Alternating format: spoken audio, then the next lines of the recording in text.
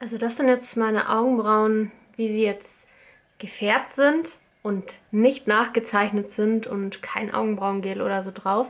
Das heißt, sie sehen schon sehr, sehr gut aus und die Form ist auch schon sehr, sehr gut. Also einfach so von Natur aus. Deswegen bin ich immer noch total, total zufrieden mit dem Microblading.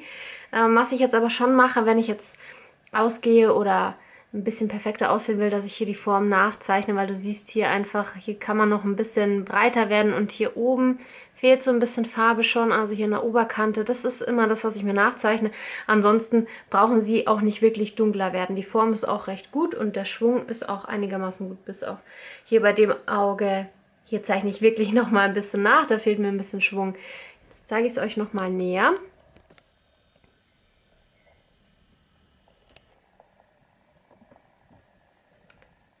Ich hoffe, es ist scharf. Hier könnt ihr nämlich sehen, wie tatsächlich noch das Microblading auf der Haut ist. Wenn ich die Haare so wegstreiche, dann sieht man recht gut, dass da immer noch Farbe drin ist. Und es ist jetzt schon fast ein Jahr her, also es sind jetzt, wann war der erste Termin? War im Mai, also jetzt ist April, das heißt fast ein Jahr, 11 Monate. Und dann haben wir nochmal zweimal nachgestochen und das letzte Mal nachstechen war im Juni 2018. Also von dem her hält es wirklich sehr, sehr gut. Siehst du es, wie die Farbe da noch voll drauf ist? Genau. Ähm, Ich färbe trotzdem immer meine Augenbrauen noch nach, weil die Haare einfach so unglaublich hell sind. Die sind fast weiß und dann, klar, dann sieht es einfach grau aus, wenn die weißen Haare so auf dieser Farbe drauf liegen. Aber ich bin super happy und ich werde es immer wieder machen und plane jetzt schon, also ich möchte nicht darauf warten, bis die Farbe weggeht, ehrlich gesagt, weil dann ist ja wieder der Punkt erreicht, wo es einfach nicht mehr schön aussieht. In dem Punkt möchte ich jetzt nicht so weit warten. Hier ist irgendwo eine Fliege, glaube ich. Hört ihr es? Deswegen denke ich, ich werde schon für Herbst diesmal den neuen Termin ausmachen. Und das rate ich euch auch, macht das nicht in den Sommermonaten. Ich habe ja meinen ersten Termin im Mai gehabt. Das heißt, die Sonne war schon sehr stark und man muss aufpassen, dass in den ersten 2 Wochen keine direkte Sonne draufkommt. Man darf nicht cremen, man sollte nicht schwitzen im besten Fall. Deswegen macht man das am besten Fall im Herbst oder im Winter. Und das werde ich jetzt dann auch beim Nachstechen machen. So 1,5 Jahre, sagt man ja, hält es. Das heißt, wenn ich jetzt für Oktober, November 19 so einen neuen Termin ausmache, dann bin ich da bestimmt, also erstmal bin ich im Herbst, das ist bestimmt ganz gut. Und ich denke, ich bin im Rahmen, wo man dann auch nachstechen sollte. Genau. Das mal so zum Zwischenupdate. Das war jetzt wirklich keine Fliege, sondern eine ziemlich große Wespe. Ich musste die jetzt erst rausbefördern. Jetzt ist sie in Sicherheit. Und ich auch. Und das Video kann weitergehen. Ich habe jetzt meine Augenbrauen einmal nachgezeichnet, so wie ich es für gewöhnlich mache. Also ich habe so ein bisschen Kontur oben und unten gezeichnet, dass die Kante hier ein bisschen sauberer wird und schärfer wird. Und dann mit ein bisschen Augenbrauengel drüber, dass es fixiert ist. Also viel mache ich wirklich nicht. Das ist minimalst und dauert auch gar nicht mehr bei weitem annähernd so lang, wie ich vor dem Microblading für meine Augenbrauen gebraucht habe, weil halt gar keine Form da war und ich die erst zeichnen musste. Genau, und so ist es jetzt. Im Alltag zeichne ich sie aber gar nicht mehr jeden Tag nach. Ihr habt das ja gesehen, man kann es durchaus so lassen. Und wenn die gefärbt sind, sind sie auch dunkel genug, dass man sie auch sehen kann. Das war jetzt mal so der Status, wie er jetzt nach fast einem Jahr Microblading aussieht. Ich war in München bei der Maria, sie ist noch sehr jung, hat aber schon ziemlich viele Augenbrauen gemacht. Also sie macht auch dauerhaftes Make-up, also sie tätowiert quasi auch die Augenbrauen, sie macht diese Pudertechnik und sie macht auch Microblading, auch Lippen nachzeichnen und sowas alles. Das habe ich jetzt nicht gemacht, aber da war ich super zufrieden. Bevor ich mich damals entschieden hatte, zu wem ich gehe, wer mir meine Augenbrauen microbladen soll, habe ich wirklich sehr, sehr viel recherchiert. Ich bin da eine Person, ich möchte da irgendwie komplett die Kontrolle drüber haben, auch wenn es eigentlich gar nicht möglich ist, weil man begibt sich ja doch in die Hände von jemand anderem und muss dem auch völlig vertrauen. Und deshalb habe ich ziemlich viel recherchiert, mir ganz viele Augenbrauen, gemicrobladete Augenbrauen angeschaut, mir Erfahrungsberichte auf YouTube angeschaut und auf Blogs durchgelesen und so weiter.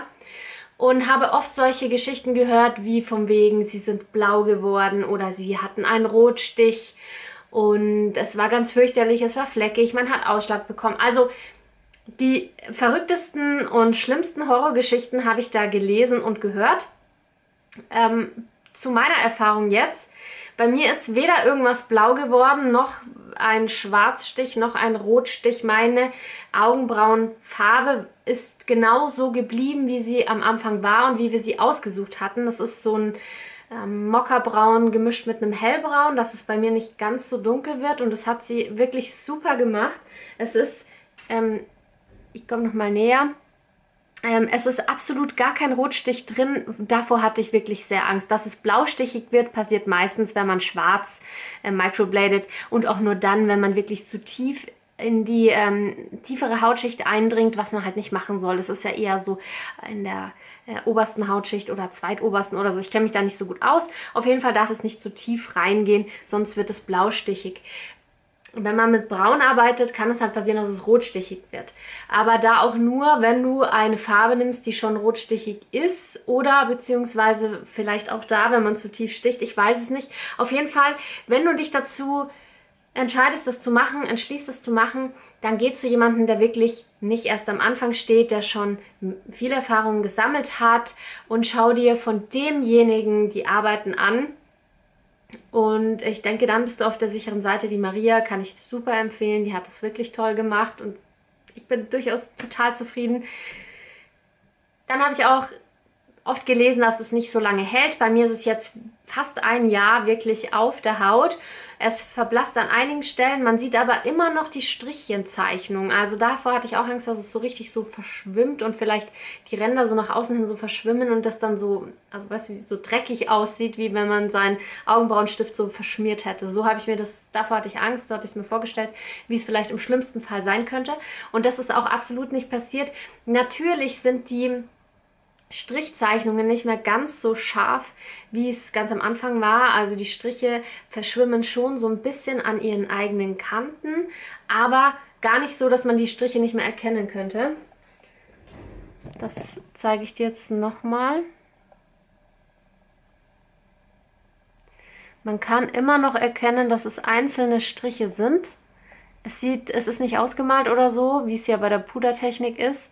Es sind einzelne Härchenzeichnungen und die bleiben auch tatsächlich so erhalten, auch wenn nicht so ganz so scharf, wie es am Anfang ist. Viele schwärmen ja jetzt auch von dieser Pudertechnik. Ich bin jetzt am Überlegen, ob ich beim nächsten Mal wieder Microblading mache oder ob ich die Pudertechnik mal ausprobiere. Es soll halt dann aussehen, wie wenn du wirklich so mit Augenbrauenpuder gearbeitet hast. Auch eigentlich, aber ich finde Strichchenzeichnung eigentlich schöner. Also wenn ihr Erfahrung damit habt, sagt es mir mal.